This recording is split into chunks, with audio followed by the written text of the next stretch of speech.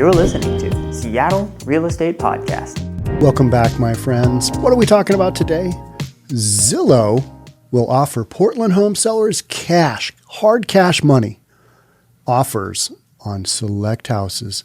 So Zillow, the benevolent company that is Zillow, they're just going to go out and offer some cash to people in Portland. You might say, Portland? How come? Why Portland? That's interesting because all the craziness going on in Portland. So that's why I'm covering this one. So this one's going to cover two of my favorite topics, which is Portland and Seattle and, you know, the S show that both those cities are, and also Zillow. How are they going to do this and make money? Because let's not forget, Zillow is a business and it needs to make money. So when they say that they have an offer for you that's going to be great, let's check into it. Let's think about it a little bit. Let's run through it. Before we do, if you're new here, thanks for joining. My name is Sean Reynolds. I own a couple of real estate companies. And in this case, I'm going to explain a little bit about my background. I'm a certified appraiser. I'm also a managing designated broker. So anything I say about Zillow, it comes from 30 years of experience of having to tell people, yeah, I don't really care what Zillow says because they're not really all that accurate. And here's the real deal. So after having literally thousands of those conversations, that's what I'm going to share with you. All right. So Zillow will offer Portland home sellers cash offers on select houses. Okay. Zillow is now so confident in its ability to estimate the value of a home without ever even setting foot inside, it will make a cash offer on select houses, including in Portland. Let's break that down. Let's just pause there for a second. Zillow is not confident in their ability to project values at all. It's like me telling you, okay, if you have a home, your home is worth between $50,000 and $3 million. And I bet you I'm right. I bet you I'm right. If you thought what the value of your home is, I bet you it's within that range. Now, Zillow does a little bit more of a narrow range than that, but if you look at the hard print, not much. And how many lenders accept the Zillow's estimate? None. How many bankers? Oh, yeah, here's the estimate. Oh, okay, good Lord. Glad we have that because I'm going to make a loan to you today based on that. None. What is the Zillow's estimate good for? It's good for entertainment. Hey, let's see how much Zillow went up today. Oh, it dropped. Oh, it went up. Oh, it went dropped. Oh, hey, what's that based on? Well, it's based on an algorithm of comparable sales. And it's all computer generated. They don't know the condition of your home. They don't really know anything other than what the tax records have for it. That's the truth. So what this offer is and without ever setting foot inside your home. So they're so confident that they can offer you a deal. What they're going to do is they're going to shotgun a bunch of deals and try and get people to sell because there's a lack of inventory. And this is one way that they see that they can make some money. Good luck with that, Zillow. That's probably not going to happen. This is a terrible idea. The company announced the Zillow Offers initiative this week, 15 years after posting its Zestimates, the often watched home value estimates that have long been the source of much speculation about their accuracy by homeowners who have watched the value of their home fluctuate on various websites. Here's something interesting. So I've been a certified appraiser for years and years and years. I own an appraisal company, Reynolds and Kline Appraisal. I have 2 designations from the Appraisal Institute, and yet people still want to argue the value of their home based on a Zestimate, which has never been, don't have anybody going inside your home.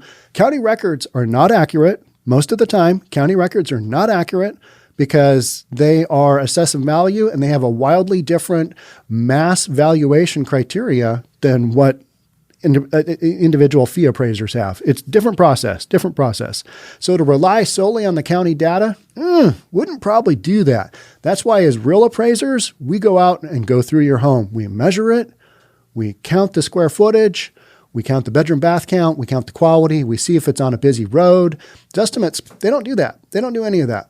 Right? They don't. It's not in their process. They've got the one thing they do a great job, Zillow does, is getting eyeballs on their site. And then they take those eyeballs and they sell it back to realtors in the form of advertising. And maybe you can get your name up on, the top 3 on a listing and maybe somebody will call you.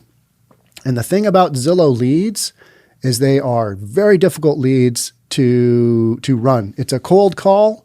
And now I'm talking from the Summit side. It's a cold call. It's not a warm lead. It's a cold lead. And so you're one of many agents. If you get a lead from Zillow that's trying to track down this lead, are they buyers? Are they sellers?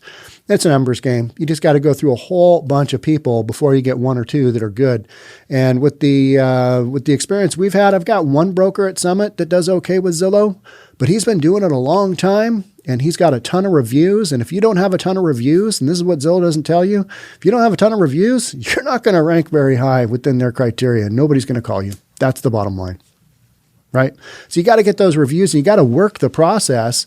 You might, in my opinion, this is just my opinion. Some people do really well with Zillow.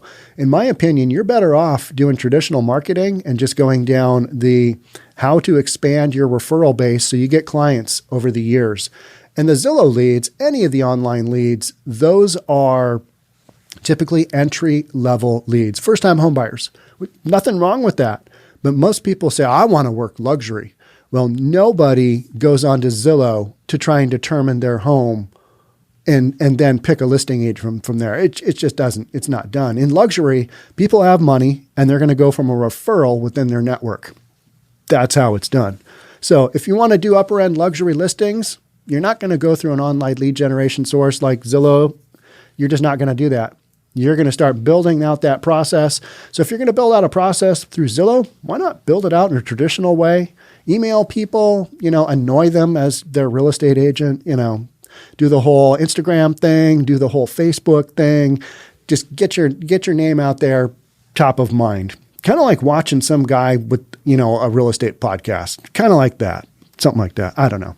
The company announced the Zillow Offers initiative this week, 15 years. Okay, we already did that. And we talked about the wildly fluctuating values of Zillow. And here's something else. I've been doing this a long, long time, and I'm having a difficult time ascertaining values in this market. And it's because there's no supply and there's no comps anymore. There's very few comps. A lot of markets sold out across the board. And this isn't just here in the state of Washington or in Seattle. This is across the United States because we've had a run on real estate. So Zillow is basically a computer algorithm that feeds all this data into it. If it doesn't have the data to feed into it, it's going to be even less accurate. So as a human being, as an appraiser and as a certified managing broker, or not certified, just a managing broker, I got to make a judgment call. Zillow can't do that very well. There's no human intuition there. They're just taking a shot within a range of value. You got a low, you got a high. It's somewhere in there. So if you look at your Zillow's estimate and think that is wildly off, it probably is. But then people always want to take the high estimate if Zillow gives them one. If Zillow gives them a low estimate, oh yeah, we all know Zillow's low. We all know Zillow's inaccurate. Can't trust Zillow. Can't trust the Zestimate. It's no good. Did you see how high my Zestimate was? Oh man, my house is worth whatever. So that's just kind of how all that works. If it's too good to be true, it probably is. Zillow's chief economist, Stan Humphries, said the new initiative, which is part of its Zillow Offers program, is a reflection of its confidence in the accuracy of those estimates. In other words, it needs to create some revenue somehow. This is what their next endeavor is going to be. And the Zestimate has been a fixture of the company's website since the beginning because that's how they draw eyeballs to their website. They are not even a real estate company. They are a tech company. And they generate leads. That's what they do. And then they sell them back to real estate agents. And then they try and, convince us that, the Zillow's Offers program, it's a good deal for sellers. And here we're going to talk about that. This really was the key animating vision in the early day, how to create more transparency in the real estate market. So how does lowballing a seller create transparency in the real estate market? I'm curious. I want to know. So explain that to me because what you're telling me just doesn't make sense. Said Humphries, Zestimates were our first product and our cornerstone product. Yep, I get that.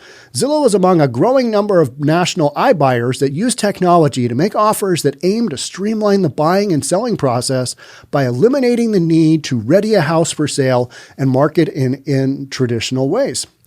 And what this should have said is, and have the sellers leave a lot of money on the table because that is how Zillow is going to make their money. They're going to lowball you as the seller and they're going to make it easy for you. Yes, because they are going to turn around and sell that home and make a profit. That's the bottom line here. That's where we're going with this. So if it is too easy for you, then maybe you need to ask yourself, why is Zillow making this so easy? Because they offered you way less than market value. And if you put your home on the market in a traditional way, you're going to be exposing it to the maximum number of buyers. See how this works? This isn't that hard, right? This is pretty simple stuff. But if you read this article, you'd be like, oh, I'm going to eliminate the need to ready my house. I don't have to do anything. That's great. And that's how gullible most people are. Through the valuation methodology, though the valuation methodology varies among iBuyers, the strategy is the same. Disrupt the traditional brokerage model in the same way Amazon has upended the retail world. All right, but Amazon or Zillow isn't really doing anything here that's upending the traditional brokerage model. They're not really value. There's no value add here. There's just not. That's how I see it anyway. Okay. All right. So after acquiring the property, usually for cash and on the seller's timeline, well, you know what? A lot of the deals that are happening with the traditional brokerage model that are bringing way more money to the seller, those are also for cash, oftentimes, or huge down payments, because that's what the market dictates. And they're also on the seller's timeline. So this claim that Zillow, oh, we're on the seller's timeline. Okay. No. Yeah. You and everybody else, because sellers pretty much dictate this market, right?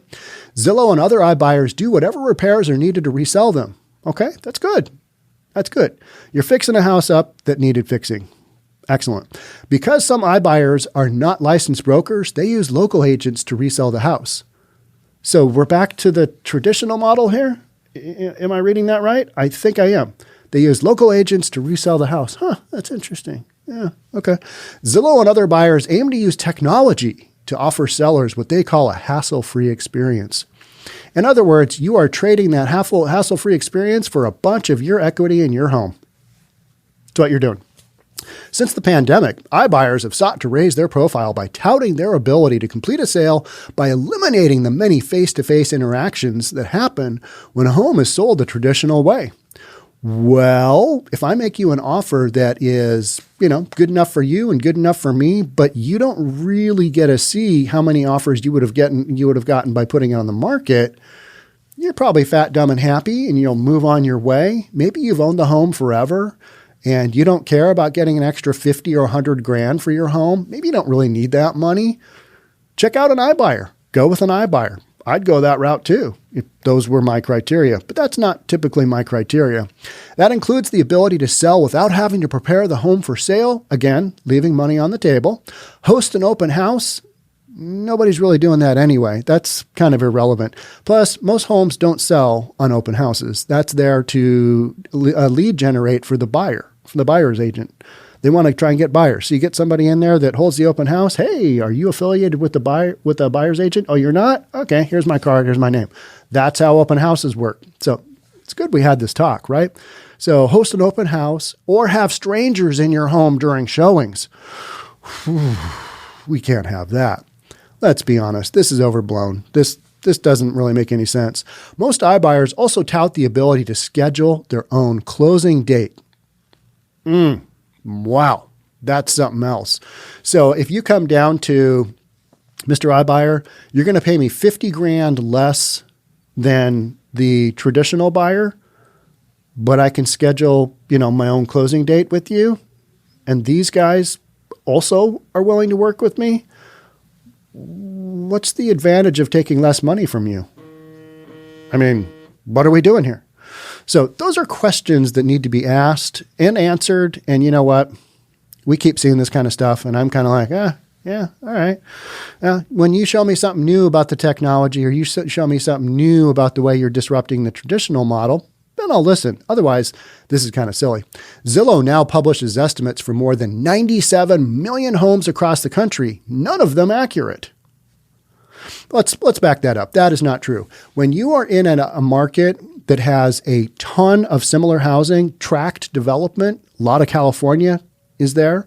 When you have big tract developments, Zillow has a ton of data, and they can be accurate. Don't get me wrong. But most of Washington State, most of Oregon, most of Portland, you got some real irregularities. Neighborhoods change from street to street. You got views, you got waterfront, you got old homes, you got new homes, you got mid-century homes. You got a lot of stuff that can't be quantified by a Zestimate. Just can't. They're wildly inaccurate. So there are exceptions so there are areas of the country where the Zestimate is accurate because they've got, 10 comps within a 2-block radius, and those prove value. Those are easy appraisals for us to do as well because you got a lot of data.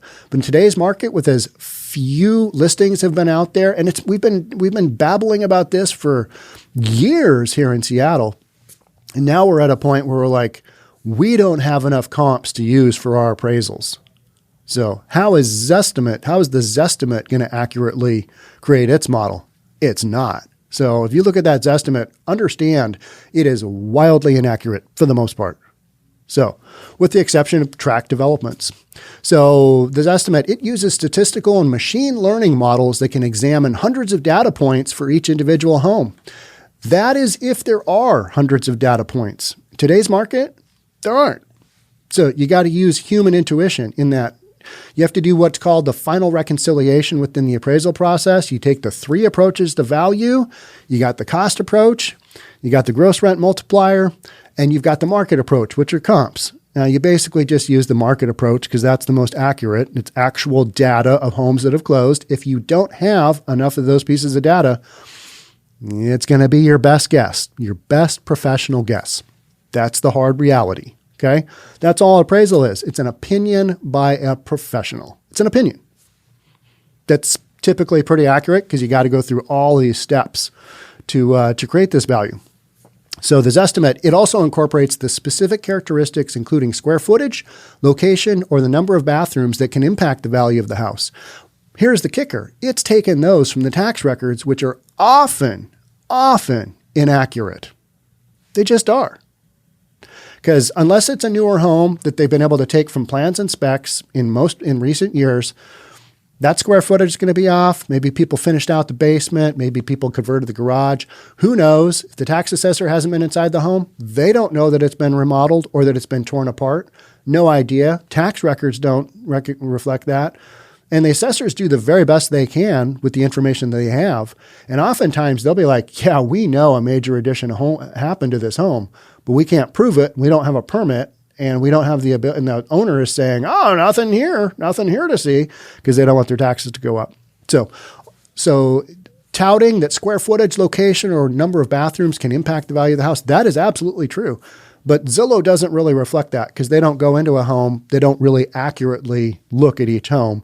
They take a broad, huge, all homes in the United States, 97 million homes. That's an incredible feat right there. But if you think that you're going to accurately predict the value of 97 million homes across the United States,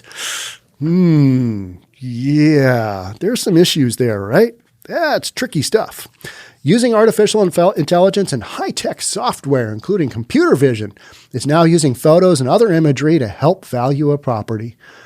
Okay, but in the appraisal process, we've been doing that for years, and we have human intuition that we can create reasoning for this, whereas the Zestimate, it's worth between 50 and 3 million. Yeah, we're pretty confident of that. What we're doing with machine learning, he said, humans wouldn't have the time or be able to do it because of the scale. Okay, but because your scale is so big and because you're not doing the steps that humans are doing, your stuff isn't accurate. The company said the accuracy of the Zestimate depends on the location of the home and the availability of data in that area.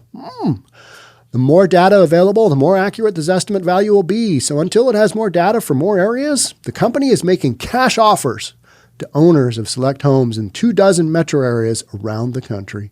Critics of the model said iBuyers rob home sellers of the opportunity to maximize their profit by not exposing the property to the broadest possible buyer pool. Humphreys disputes that notion. The evidence that we're most accurate is that we're the only ones willing to back that estimate with an initial cash offer. Notice he says initial cash offer. Because if they send somebody out You have to take a look at your house. This isn't really going to make sense. That initial cash offer goes to no offer. That's just how that's how iBuyers work, right? If they see the ability to profit off of you, Mr. or Mrs. Dumb Seller, and I'm sorry to say that, or Mr. and Mrs. Seller who can't take, a little bit of extra time to do the full-on marketing to get the maximum, sales price out of their home. If you guys don't want to do that, then by all means, go with an iBuyer. Have it be an easy process. Maybe that's where you want to go. But you really don't have to do all that much stuff anyway, because most of the time your real estate brokerage in that traditional model, they will handle most of that for you. They'll turn that over to you. And they will be willing to do that because they're going to make some money selling your home. That's how the game is played. Matt Baker, president at Adena, Minneapolis-based Coldwell Banker Realty, said that while there's a place for Zillow and other iBuyers in the industry, he doesn't believe it's a threat to the traditional brokerage model. It's kind of where I'm at. It's not really a threat. We don't really deal with Zillow at all, other than to say, yeah, that Zestimate, it's not that accurate, and here's why. Here are the actual comps that are reflective of your home. Here's the value that I think is, where your home is at. It might be higher, it might be lower, who knows? Sometimes we're pretty close on because you got some great comps and Zillow's using those as well. But those instances are rare. They're pretty rare, especially if you got a unique home. If you got a unique home, good luck. Good luck just in general. The only real way to know what your home is worth, you got it, put it on the market. Did it sell? Yeah. Did it sell way too quickly? Well, you probably listed a little bit low, but in today's market, you got no inventory. So buyers, when they see something come on, they just glom onto it, right?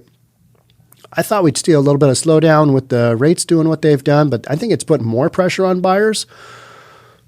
And buyers, they're freaking out. They want to get a home now. And it's a mess. Literally, yesterday I had probably 3 or 4 conversations with my brokers.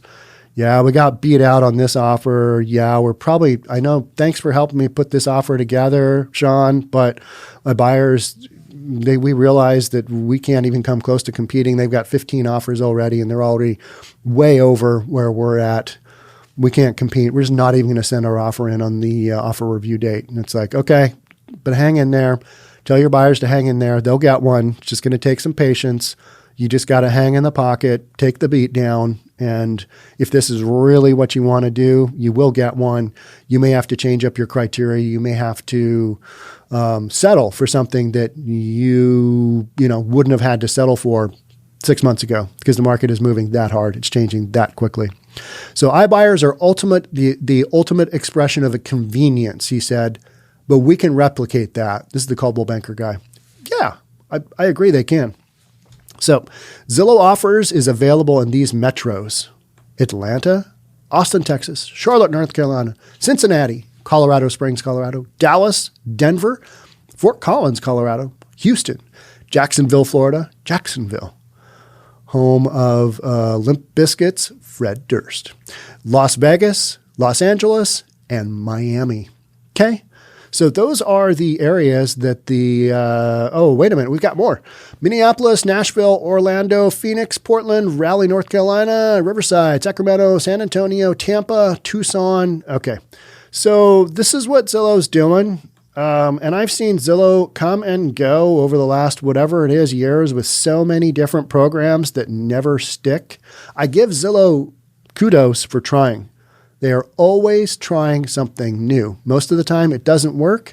And, after a few months, you just don't hear about it again.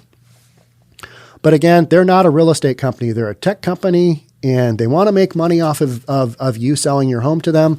That's their latest venture. God bless America. You know what I mean? If you can make some money doing that, if there's enough gullible sellers out there or sellers who buy this pitch of it being so convenient, okay, then, there's a place for that. There's a time and place for that. But for the rest of us who actually sell real estate or value real estate the right way, where lenders take our word for it, you're a certified appraiser? Okay, we'll make a loan on that. This is estimate?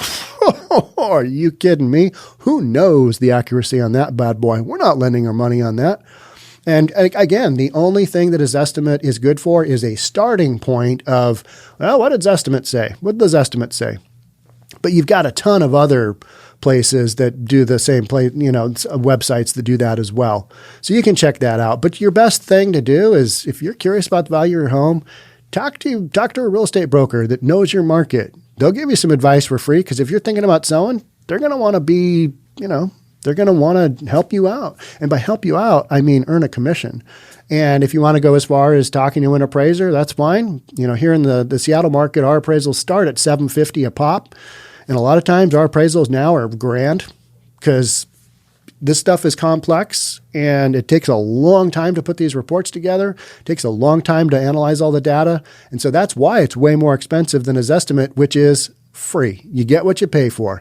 Do you shop at Nordstrom or do you shop at Kmart? Take your pick. You get what you pay for. So if you're doing something with your home, which is typically your biggest investment within your portfolio by far for most people, deal with a professional. That's what I would say. Deal with a professional, somebody that you know that comes from your circle of friends, that you can get a couple of people to say, yeah, they're okay, or nah, I probably wouldn't use them for this, and this reason. Get a referral. Don't go use somebody that has cold called you on the telephone. Hey, are you looking at selling your home? Because I'd like to screw you and you should sell to me. I mean, I'm oversimplifying it, but that's the hard reality of it, right? I get calls for that all the time, because I've got a house here in Bellevue, and it's in one of those areas that people are just, they're hovering over to see what they can, what tiny crumbs they can grab, because the market is, there's just nothing on the market for sale. So Zillow will offer Portland home sellers cash hard money offers on select houses. Now that you've heard kind of how I explain it, does this sound like a great deal? Zillow offering you cash? Probably not. They're like any other iBuyer. They're going to try and make some money. And again, this is America. You got the opportunity to do that. But if you're a seller, think about why they would do that. Just to benefit you? Maybe it's more transparency. These are all buzzwords that we hear all the time. And guess what? Most of us in the real estate industry, we just kind of pass by those buzzwords and you're like, yeah, okay, well, got 3 closings this week, so you guys do your thing, I'll do mine. Whatever it is, hey, I'm just going to keep doing my traditional marketing because we all know that it works. And until we actually see an interrupter in the marketplace, we're going to keep doing that, because we've been hearing about interrupters for 30 years being technology coming in and making all of this obsolete. All right, at some point in time, will there be artificial intelligence that can do the job of an appraiser? I think they can do a lot of aspects of it. But until somebody goes into a home or steps foot on the front porch and looks around and goes, man, this is a busy street. Damn, this is busy, son. That impacts value. That is some external obsolescence. Zillow doesn't really account for that, because a lot of that doesn't get transposed through the tax records. So just if you're a buyer or a seller, get a referral from somebody you trust. Like maybe that uncle that's a CPA who's been dealing with an appraiser for a lot of years, or, that cousin who's an attorney that, does real estate and they have to get an appraiser.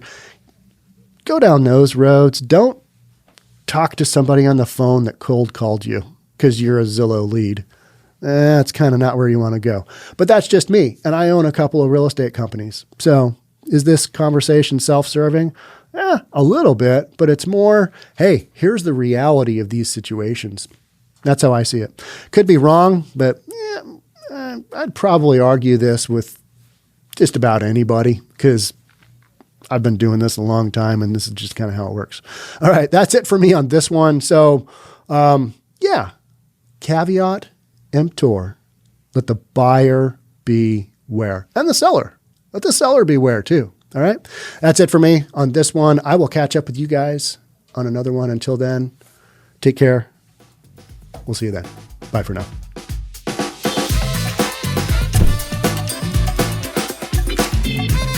Don't forget to subscribe to our channel and hit the notification bell so you'll know when our next video is out.